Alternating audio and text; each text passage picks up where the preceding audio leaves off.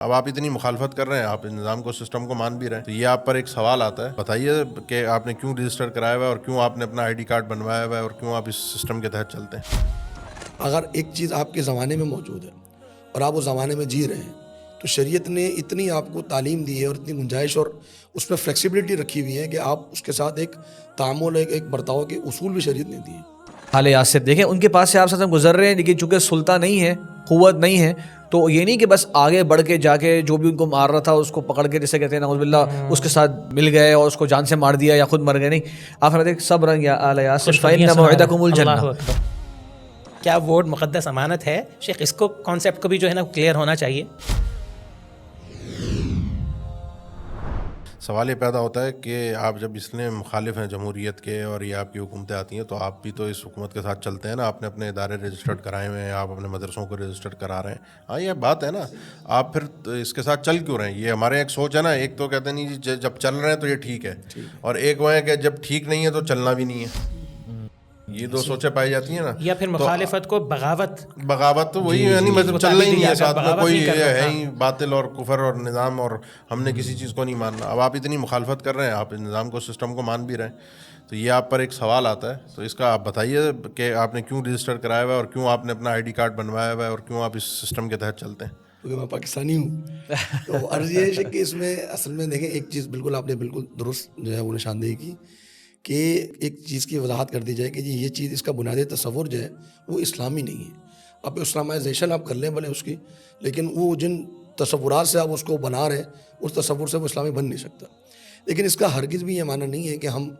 وہ دعوت دیں جو دعوت ہمارے یہاں ایک خوارج کی دعوت ہے کہ آپ تکفیر کر دیں اور سب کو آپ کافر قرار دے دیں، یہ معاملہ نہیں ہے۔ معاملہ یہ ہے کہ ایک چیز جو ہے وہ شریعت نے رکھا ہے کہ اگر ایک چیز آپ کے زمانے میں موجود ہے اور آپ اس زمانے میں جی رہے ہیں تو شریعت نے اتنی آپ کو تعلیم دی ہے اور اتنی گنجائش اور اس میں فلیکسیبلٹی رکھی ہوئی ہے کہ آپ اس کے ساتھ ایک تعامل، ایک برتاؤ کے اصول بھی شریعت نے دیے۔ تو ہم یہ کہتے ہیں کہ یہ اگر آج جمہوریت موجود ہے اور ہم نے سمجھ لیا کہ جمہوریت اسلام کے مطابق نہیں ہے، لیکن ایسا نہیں ہے کہ ووٹ مانگنے والا بھی اور پارلیمنٹ میں جانے والا بھی وہ اسلام سے خارج ہو گیا ہے اور اللہ نہ کرے وہ کافر ہو گیا یا اس کے اوپر احکامات لگا دیجیے، نہیں، وہ ایک مسلمان ہے اور اس سے ایک تعامل میں غلطی ہو رہی ہے۔ ہم نے کیا کرنا ہے؟ اگر مجھے ایک بات سمجھ میں آ گئی ہے کہ جی یہ سیاسی پارٹیاں اور یہ جو جمہوریت کا نظام یہ غلط ہے، ہمیں کیا کرنا چاہیے؟ ہمیں کرنا چاہیے کہ ہم ان کے ساتھ نیت رکھیں دل کے اندر کہ جی یہ نظام غلط ہے، جو نبی صلی اللہ علیہ وسلم کی حدیث ہے نا کہ من رأى منکم منکرا فلیغیرہ بیدہ فإن لم یستطع فبلسانہ فإن لم یستطع فبقلبہ وذلک اضعف الایمان۔ ہمارا مقام یہ ہے کہ ہم بلسان اور بالقلب یہ دونوں کریں۔ اب ہم انکار منکر ہم بتا رہے ہیں کہ یہ جمہوریت غلط ہے، اور قلب میں یہ ہے کہ جب ہم نے تعامل کرنا ہے تو ہمارے دل کے اندر یہ بات موجود ہونی چاہیے کہ یہ چیز غلط ہے۔ تعامل کے اندر مختلف طریقے ہیں جو ہمارے ویسے بھی اہل علم ذکر کرتے ہیں، اور کئی اہل علم نے جماعت امام نووی نے دی کرنے کہ کوئی بھی حاکم متغلب بھی اگر کسی بھی طریقے سے آ گیا نا، میں نے جو شروع میں بات کی تھی سسٹم کے تحت رہنا ہے، ایسا نہیں ہے کہ آپ نے اس سسٹم کی مخالفت کرتے کرتے جینا ہے۔ شریعت نے آپ کو بتا دیا حاکم آ گیا، بن گیا، وہ چاہے لڑ جھگڑ کے بناؤ، آپ کے علاقے پہ اس نے قبضہ کیا، اب وہ بن گیا نا، اب آپ اس کے سسٹم کے ساتھ چلیں گے، اس کے خروج کی، اس کے خلاف بغاوت کی وہ شرائط، وہ ایک موضوع پورا الگ ہے۔ لیکن آپ نے ویسے کرنا کیا ہے؟ اگر وہ تمہارا مال چھین لے، تمہیں مارے، تم نے صبر کرنا ہے۔ آپ نے فرمایا تمہیں میرے بعد اثر نظر آئے گا، تم پر دوسروں کو فوقیت دی جائے گی۔ یہ جتنی آپ اس میں احادیث اٹھائیں، صحیح مسلم کی، صحیح بخاری کی، دیگر کتب احادیث جو صحیح احادیث ہیں، جو رعایا کا حاکم کے ساتھ جو تعامل ہے وہ صبر کے ساتھ، اس کے لیے دعا کے ساتھ، والنصح لأئمة المسلمین، ان کے لیے خیر خواہی کا جذبہ رکھنا، اس کو موقع ملے تو اس کے پاس جا کے نصیحت کرنا، یہ ہمیں شریعت نے آداب سکھائے ہیں۔ اب کوئی بھی حاکم آ گیا تو اب اس کی طاعت ہے، اس کے ساتھ چلنا ہے فی المعروف میں، اور اگر وہ خلاف شریعت کو حکم دے رہا ہے اس میں یقیناً اس کے پیچھے اسلام کی حکمت کیا ہے شیخ؟ اگر وہ بھی ذرا تھوڑی سی بتا دیں کہ کیوں ہم نے صبر کرنا ہے اور کیوں اس ہم نے ہر صورت میں اطاعت کرنی ہے۔ بتائیں۔ جی میں سمجھتا ہوں اس کے پیچھے اسلام کی حکمت صرف یہی ہے کہ معاشرے کے اندر فساد نہ ہو، بغاوت نہ ہو، انتشار نہ ہو۔ اسی لیے ہمارے ہاں اسلام سے انتساب رکھنے والی جماعتوں کی سیاست ہی انتشار پر اور بغاوت پر مبنی، جو بالکل اصول اسلام کے اصول سیاست سے ٹکراتا ہے۔ ایک شیخ اس میں یہ بھی ایڈ کر سکتے ہیں کہ جیسے گفتگو کے آغاز میں ہم نے ذکر کیا تھا کہ آپ صلی اللہ علیہ وسلم کا مکہ کا جو دور تھا، اب نوٹ کریں وہاں پر سسٹم کس کا چل رہا تھا؟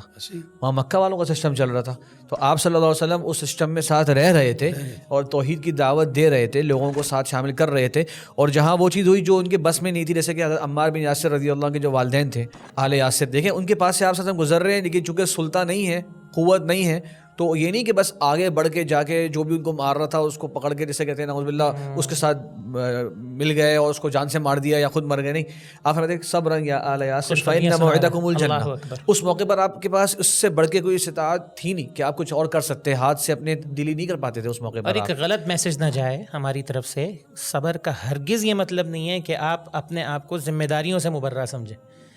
جیسا کہ شیخ آپ نے بڑی تفصیل کے ساتھ ماشاءاللہ بات کی اس حوالے سے کہ جی خلافت کے قیام کے لیے جو کوششیں ہیں وہ بھی ہمیں شرع نے بتائی ہیں, ہم نے کیسے کرنی ہے, کس انداز سے کرنی ہے. آپ کہہ رہے ہیں چلیں ہم تعامل بھی کر رہے ہیں, اب جو بھی حاکم آ گیا